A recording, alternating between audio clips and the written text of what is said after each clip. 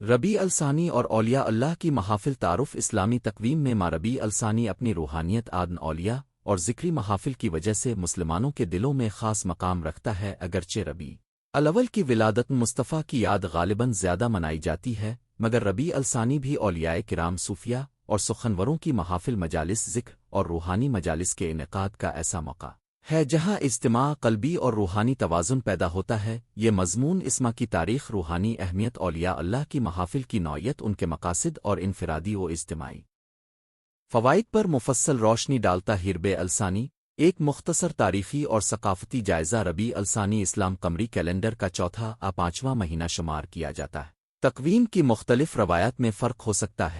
اس مہینے کی تاریخ میں بعض اسلامی شخصیات کی ولادت وفات بھی درج ہے اور کئی اسلامی معاشروں میں یہ مہینہ ذکر و نعت، محافل قرآن اور صوفیانہ اجتماعات کے لیے مخصوص سمجھا جاتا ہے۔ جنوبی ایشیا خصوصاً برصغیر پاک و ہند میں ربیع الثانی کے دوران درگاہوں، خانقاہوں اور مذہبی مدارس میں بڑی محافل منعقد کی جاتی ہیں جہاں اولیاء کرام کی سیرت، ان کے اخلاقی اور روحانی اعمال اور ان کے واقعات کو خصوصی اہمیت دی جاتی ہے۔ اولیاء اللہ کون ہے؟ ان کا مقام اور کردار۔ اولیاء اللہ ان بندوں کو کہا جاتا ہے جنہیں اللہ تعالیٰ نے اپنے قرب کے بلند درجے سے نوازا۔ لیا وہ لوگ ہوتے ہیں جو دنیاوی لذات و خواہشات سے بالاتر ہو کر اللہ کی عبادت لازم کر اور اخلاقی کمالات میں مشغول رہے۔ ان کا مقام قرآن و حدیث میں بارہا ذکر ہوا ہے، گرچہ لفظ ولی کا استعمال مختلف معانی میں آتا ہے، مگر عوامی اور مذہبی روایت میں اولیاء کو وہ افراد سمجھا جاتا ہے جنہوں نے اپنے نفس کی تربیت کی خلق عظیم دکھائی اور الناس میں اللہ کے پیغام کو عملی طور پر پہنچایا۔ ان کی زندگیوں میں سادگی، تقوی، خدمت، خلق اور محبت حق نمایاں ہوتی ہے۔ اولیاء اللہ کی محافل نوعیت اور اجزاء۔ اولیاء اللہ کی محافل مختلف انداز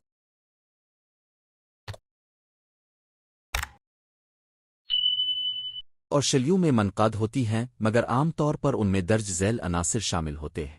ایک ذکر و نعت محفل کا مرکزی حصہ عموماً ذکر الہی اور نعت رسول ہوتا ہے۔ نعت گو شعراء اور قاریان قصیدہ و نعت کے ذریعے حضور پاک کی عظمت بیان کرتے ہیں۔ ذکر الہی جو کہ مختلف صوفیانہ طریقوں میں ادا کیا جاتا ہے، سامعین کے دلوں میں روحانی کیفیت پیدا کرتا ہے۔ دو قرآنی تلاوت و تعلیم۔ کچھ محافل میں قارئین کرام قرآن کی تلاوت کرتے ہیں اور اس کے معانی پر روشنی ڈالنے والے خطبات تدریسی نشستیں ہوتی ہیں۔ یہ حصہ علمی رہنمائی اور روحانی غذائیت دونوں فراہم کرتا ہے۔ تین مواعظ و حکاوات۔ اولیاء کی زندگیوں سے منقول حکایات اور ان کے اخلاق و عمل کے واقعات سنائے جاتے ہیں۔ یہ قصص سامعین کے لیے نصیحت و تربیت کا ذریعہ ہوتے ہیں اور دلوں میں اولیاء کے اعلیٰ خصائل کو جلا دیتے ہیں۔ چار اجتماعی دعائیں اور خواص روحانی مشقیں۔ کئی محافل میں اجتماعی دعائیں، درود شریف اور مخصوص روحانی مشقیں مثلاً چلنج مراقبہ آورد کرائی جاتی۔ آوا اجتماعات روحانی اتحاد اور اجتماعی برکت کے لیے منعقد ہوتے ہیں۔ پانچ خدمت، خلق اور خیرات۔ بعض محافل صرف ذکر و نعت تک محدود نہیں رہتی، وہاں ضرورت مندوں میں کھانا تقسیم کیا جاتا ہے، مدارس مساجد کی مرمت کے لیے فنڈ اکٹھا کیا جاتا ہے یا کوئی خیراتی کام کیا جاتا ہے۔ یہ سب اولیاء کے طرح عمل کی یادگار ہوتی۔ محفل اولیاء کے مقاصد۔ اولیاء کرام کی محافل کا اصل مقصد محض ظاہری اجتماع نہیں بلکہ دلوں میں نونغون اللہ کی یاد جگانا، اخلاقی تربیت اور روحانی بیداری ہے۔ ذیل میں چند اہم مقاصد کا خلاصہ ہے۔ ایک، اللہ کی یاد اور روحانی تروتازگی۔ محفل ذکر دلوں کو اللہ کی طرف متوجہ کرتی ہے اور دنیاوی فکرائیت سے نجات دیتی ہے۔ دو، سرتن اولیاء کی ترویج۔ اولیاء کی زندگیوں کو عوام تک پہنچا کر ان کے اخلاق اور طرز عمل کو فروغ دیا جاتا ہے۔ تین، اجتماعی اتحاد۔ ان محافل میں لوگ ایک دوسرے کے قریب آتے ہیں جس سے معاشرتی ربط اور اخوت مضبوط ہوتی ہے۔ چار، عملی خدمت۔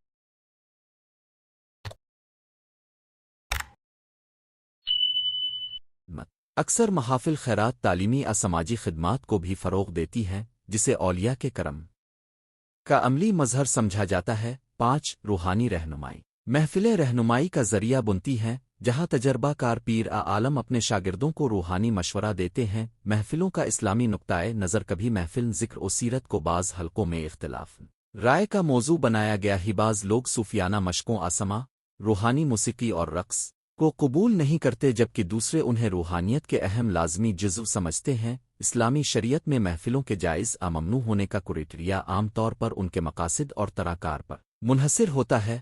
اگر محفل ذکر اللہ کی یاد تقوی اور شریعت کے دائرے میں ہو تو اسے بہتر سمجھا جاتا ہے، اور اگر وہ مخالف شریعت گمراہ کن رویوں کا سبب بنے تو اس سے خبردار رہنے کی ہدایت ملتی ہے۔ لہذا علماء کا عمومی رویہ محتاط تعقل اور مقام عمل کی بنیاد پر ہوتا ہے۔ روحانی اثرات اور فرد پر فوائد محفل اولیاء میں شرکت کرنے والے افراد کو ذیل میں بیان کردہ کئی روحانی اور نفسیاتی فوائد حاصل ہو سکتے ہیں۔ قلبی سکون، باقاعدہ ذکر و نعت دل و دماغ کو سکون فراہم کرتی ہے۔ نفس کی تربیت، اولیاء کی نصیحتیں نفس کی اصلاح میں مدد دیتی ہیں۔ اخلاقی بہتری، سرت، اولیاء لوگوں کو صدق، امانت، تواضع اور صبر سکھاتی، حیاجتمہ شراکت داری، سماجی تعاون اور بھائی چارہ میں اضافہ ہوتا ہے۔ روحانی تحریک، محافل لوگوں کو اچھے اعمال کی طرف مائل کرتی ہیں اور انہیں عبادات میں مزید مستقل مزاج بناتی ہیں۔ محفلوں کے ممکنہ خطرات اور احتیاطی نکات، ہر روحانی عمل میں خیر کے ساتھ ممکنہ خطرات بھی ہوتے محافل اولیاء کے حوالے سے درج ذیل احتیاطیں اہم ہیں۔ ایک، علمی معیار، محفلوں میں جو معلومات اور عقائد بیان کیے جاتے ہیں وہ معتبر علماء اور اہل علم سے مستند ہونے چاہئیں تاکہ ضلالت غلط فہمیاں نہ پھیل۔ دو، شریعت کی پیروی، ہر روحانی عمل شریعت کے دائرہ میں ہونا ضروری ہے۔ کسی بھی روایت عمل کو قبول کرنے سے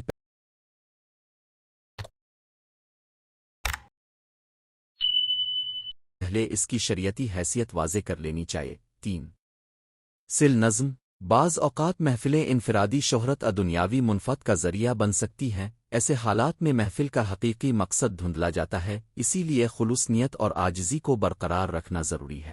چار، سماجی توازن، محفلوں کا انعقاد عوامی رشتوں میں تفریق کا سبب نہ بنے۔ ہر طبقے کے لیے دروازے کھلے ہونے چاہئیں اور سماجی دوری نہ پیدا ہو۔ چالسر خانقاہیں اور درگاہیں، محفلوں کا مرکزی مقام دربار اولیاء خانقاہیں اور درگاہیں صوفی روایات میں محافل ذکر کا مرکزی مقام ہوتی ہے۔ یہاں سالانہ عرس، ماہانہ سما اور مخصوص یادگاروں کے دن منائے جاتے ہیں۔ یہ مقامات نہ صرف روحانی ملاقات کے مراکز ہیں بلکہ سماجی خدمات، تعلیم و تربیت اور خیراتی کاموں کے بھی مراکز ہوتے۔ عوام شرکت، زبان، محبت اور خدمت انسانیت یہاں کے نمایاں اصول ہیں۔ جدید دور میں محافل اولیاء کا کردار آج کے تیز رفتار دور میں جہاں لوگ تکنیکی ارتکازات میں مصروف ہیں، محافل اولیاء ایک طرح سے روحانی وقفہ کا کام کرتی ہے۔ سوشل میڈیا اور آن لائن پلیٹ فارمز نے محافل کی رسائی کو بڑھا دیا ہے۔ اب لوگ آن لائن ذکر، درگاہی تقریبات اور روحانی دروس میں شرکت کر سکتے ہیں۔ اس نے مثبت رخ پر اثر ڈالا ہے، مگر ساتھ ہی محتاط رہنے کی بھی ضرورت ہے۔ آن لائن محفلیں غیر متوازن غیر مستند معلومات پھیلانے کا ذریعہ بھی بن سکتی ہیں، اس لیے علماء کرام اور صوفی بزرگوں کی رہنمائی آن لائن دنیا میں بھی ضروری ہے۔ اولاق کی محافل اور خدمت انسانیت، ایک قابل ذکر پہلو یہ ہے کہ بہت سی محافل بذات خود خدمت انسانیت کے پروگرام بھی منعقد کرتی ہے۔ غریبوں میں راشن کی تقسیم، تعلیمی اسکالرشپس، مریضوں کے لیے طبی کیمپ اور یتیم خانوں کی مالی امداد، یہ عمل اولیاء کے اخلاقی پیغام کا عملی مظہر ہے اور معاشرے میں ان کی محافل کو حقیقی سماجی قدر بخشتا ہے۔ ذاتی تجربات اور معاشرتی شہادتیں، جو لوگ ان محافل میں شریک رہے ہیں ان کے تجربات اکثر ایک دوسرے سے ملتے جلتے ہوتے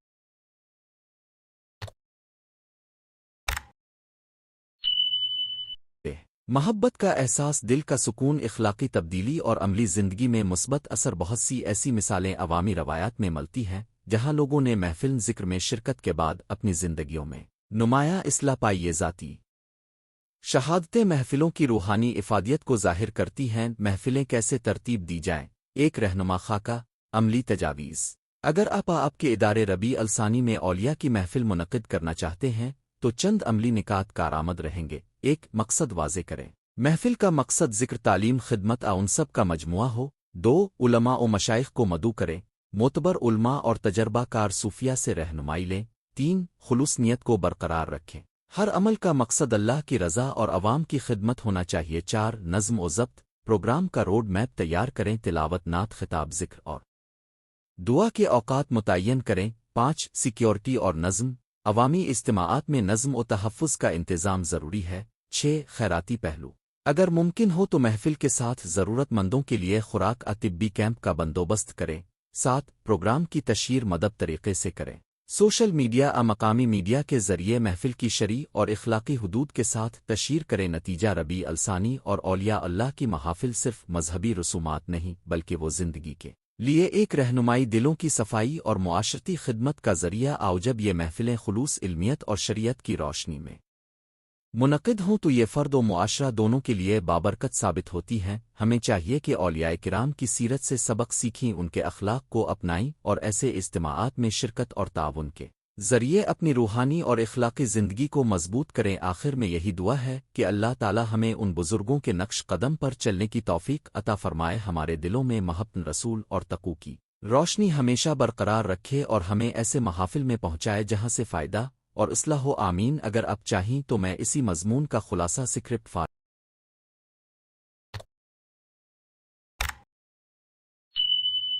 یوٹیوب ویڈیو آدرسی نوٹس بھی تیار کر دوں گا، بتائیے آپ کو کون سا فارمیٹ پسند ہے۔ ایک جامع اور منظم اردو مضمون پیش کر رہا ہوں بعنوان ربیع الثانی اور اولیاء اللہ کی محافل۔ اس میں ربیع الثانی کے روایتی معنوں، اولاق کی محافل، مجالس روحانی کی تاریخ، مقاصد، آداب، روحانی اثرات، علمی و فقہی نقطۂ نظر اور معاشرتی فوائد و انتباہات پر مفصل گفتگو شامل ہے۔ تعارف، اسلامی کیلنڈر کا ہر مہینہ اپنے اندر روحانی، تاریخی اور علمی معانی سموئے ہوتا ہے۔ ربیع الثانی، بے الثانی بھی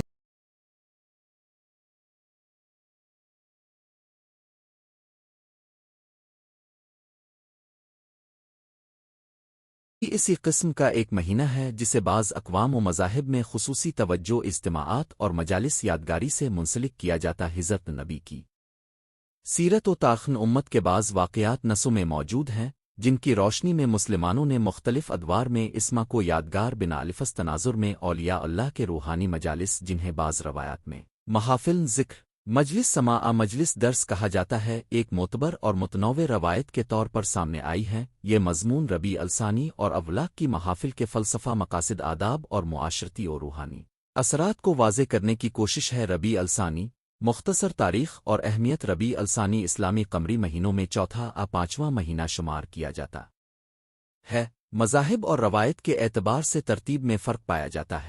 اسما کے بارے میں بعض علاقوں میں عہد قدیم سے منسوبت اور واقعات منائے جاتے رہے ہیں۔ تاریخی حوالوں میں بعض اہل علم نے ربیع الاول اور ربیع الثانی کو رسول کی ولادت، صحابین کرام کی یادداشت، بعض دیگر دینی محافل سے منسلک کیا، تاہم اس بات کا دھیان رکھنا ضروری ہے کہ تمام روایات ہر مقام پر یکساں قبول شدہ نہیں، بعض رسوم مقامی ثقافتوں مسلکی روایات کا حصہ بن چکی ہیں۔ ربیع الثانی کی اہمیت بذات خود اس بات پر قائم نہیں کہ قرآن کریم متواتر احادیث نے خاص طور پر اسما کو ممتاز قرار دیا ہو، بلکہ اس کا تعلق امت کے روحانی مزاج، محبت رسول اور اولاق کے طرح طریقت سے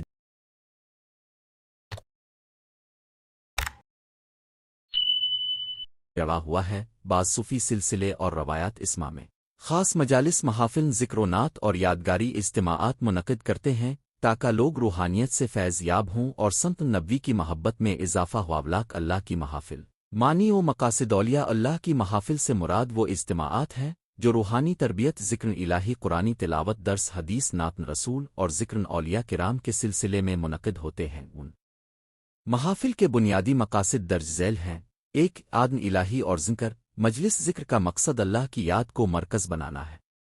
قرآن میں کہا گیا، "اِلَٰہِ بِنْزْنُوَنْ الَّذِينَ تَطْمَئِنُّ الْقُلُوبُ الْأَوْبَا"، یعنی دل سکون ذکر الہی میں ہے۔ اولاق نے ہمیشہ ذکر و مراقبہ کو اپنا بنیادی عمل روحانی قرار دیا۔ دو، روحانی تربیت و تربیتی سلسلہ۔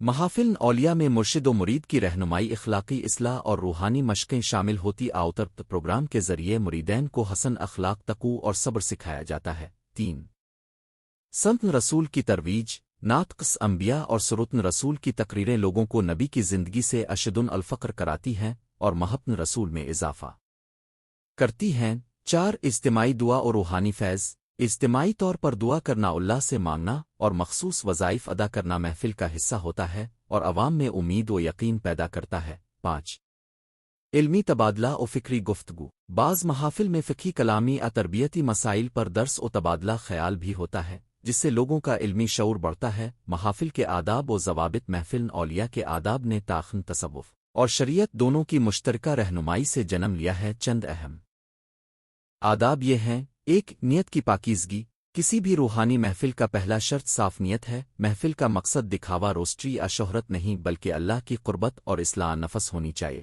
2 حضور قلب، جسمانی شرکت کے ساتھ دل و ذہن کی موجودگی ضروری ہے۔ محفل میں کان لگا کر سننا،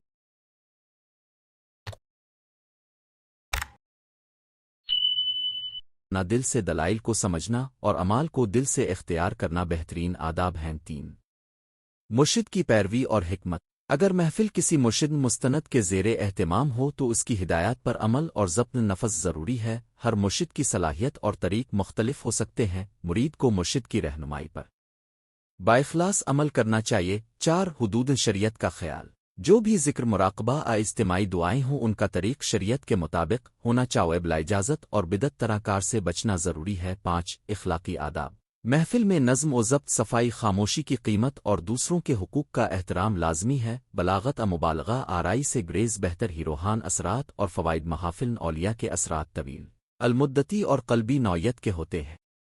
چند روحانی فوائد درج ذیل ہیں۔ 1 دلوں کی نرمیاں اور خشوع، ذکر، تلاوت اور نعت سننے سے دل نرم ہو کر اللہ کی طرف مائل ہوتا ہے، خشوع و خضوع بڑھتا ہے۔ 2 اندرونی تبدیلی اور اصلاح، اخلاق، سنت، مرشدین اور سماعت سے انسان کے اندر سلوک نیک اور اخلاق الہی کا جذبہ پیدا ہوتا ہے۔ 3 امراض قلب کا علاج، دنیاوی فکروں، غرور اور خود پسندی جیسے امراض کا علاج محافل ذکر سے ممکن سمجھا جاتا ہے، کیونکہ دل اللہ کی یاد میں مشغول ہوتا ہے۔ 4 معاشرتی ہم آہنگی، جب لوگ مشترکہ روحانی تجربات سے گزرتے ہیں تو ان میں ہمدردی، یگانگت اور بھائی چارہ پروان چڑھتا ہے۔ 5 علمی اور ادبی افزائش، محفل میں علمی کلام، قص اولیاء و انبیاء اور نتیہ شاعری کا تبادلہ ادب و عرفان دونوں کو فروغ دیتا ہے۔ فقہی اور علمی نقاط نظر، محافل اولیاء کے متعلق فقہا اور علماء کے مابین مختلف آرا رہی ہیں۔ چند عام نکات۔ 1 اجتماعی ذکر کی اجازت، بیشتر فقہی مکاتن فکر اجتماعی ذکر کو جائز قرار دیتے ہیں بشرطے کہ اس میں قرآن و سنت کی خلاف ورزی نہ ہو اور عمومیت میں شرعی حدود کا خیال رکھا جائے۔ 2 بدعت سے انتباہ، بعض علماء نے ایسی رسومات جن کا ثبوت نصوص میں نہ ہو اناؤ بدعت قرار دے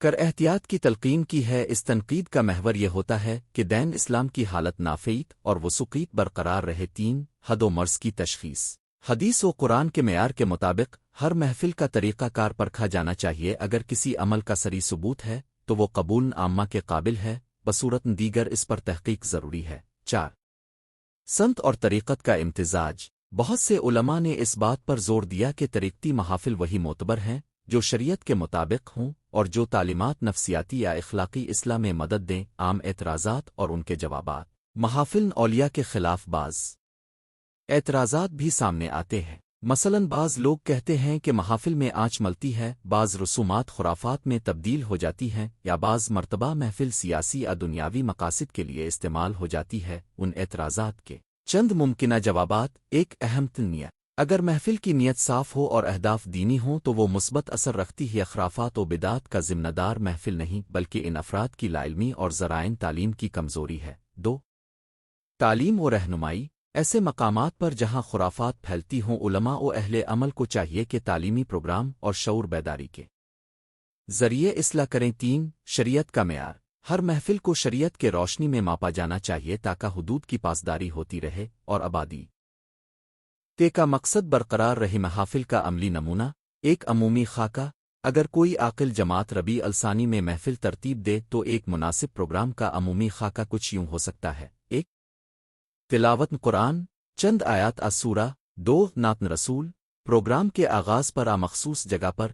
3 درس سیرت تاریخی واقعہ، ربیع الثانی سے منسلک واقعات صحابین کرام کی خدمات۔ 4 اجتماعی ذکر، مناسب انداز اور مدت کے ساتھ۔ 5 دعا و مناجات، شرعی دعا اجتماعی استغفار۔ 6 اخلاقی و تربیتی نصائح، مرشد کی طرف سے۔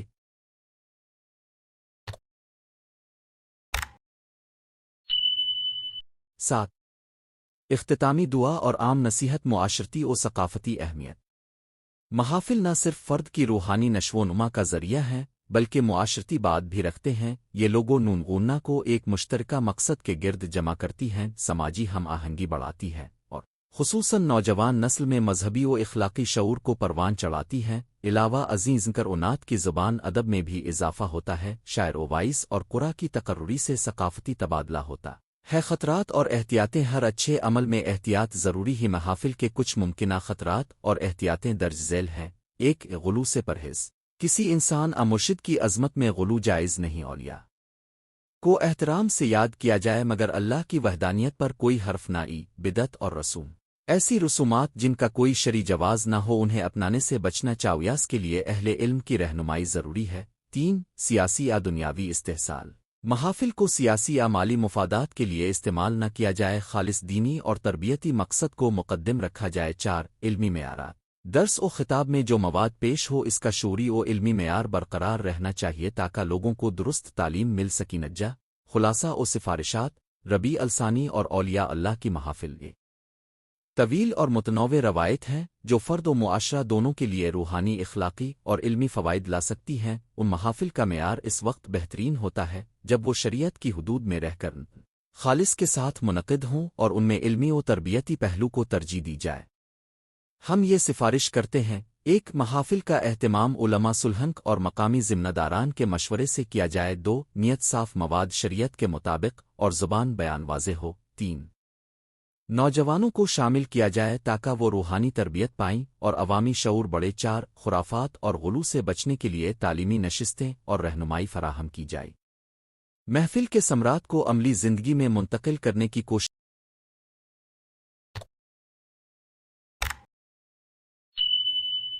کی جائے، یعنی روزمرہ کے اعمال، اخلاق اور معاشرتی رویوں میں تبدیلی دیکھی جائے۔ آخر میں ربیع الثانی جیسا کوئی مخصوص مہینہ اگرچہ تاریخی و ثقافتی روایات کے باعث اہمیت حاصل کرے، اصل کمال تو وہی ہے جو انسان اپنے دل و عقل کو اللہ کی طرف متوجہ کر کے حاصل کرتا ہے۔ محافل اولیاء اللہ کا حقیقی مقصد یہی ہے کہ انسان کو اللہ کے قریب لایا جائے، نفس کی اصلاح ہو اور امت میں بھائی چارہ و حسن معاشرت قائم ہو۔ اگر یہ مقاصد حاصل ہوں تو محافل بذات خود رحمت اور برکت کا ذریعہ بن جاتی۔ اگر اب چاہیں تو میں اس مضمون کی مزید توسیع کر کے مخصوص تاریخی حوالہ جات معروف ابلاغ کی مختصر سوانح محفل کے لیے ایک مفصل پروگرام ٹائم ٹیبل بھی تیار کر دوں اور یہ سب اردو ہی میں فراہم کروں گا۔ کیا اب چاہتے ہیں کہ میں اس مضمون میں کسی مخصوص اولیاء کسی مخصوص روایت کو شامل کروں؟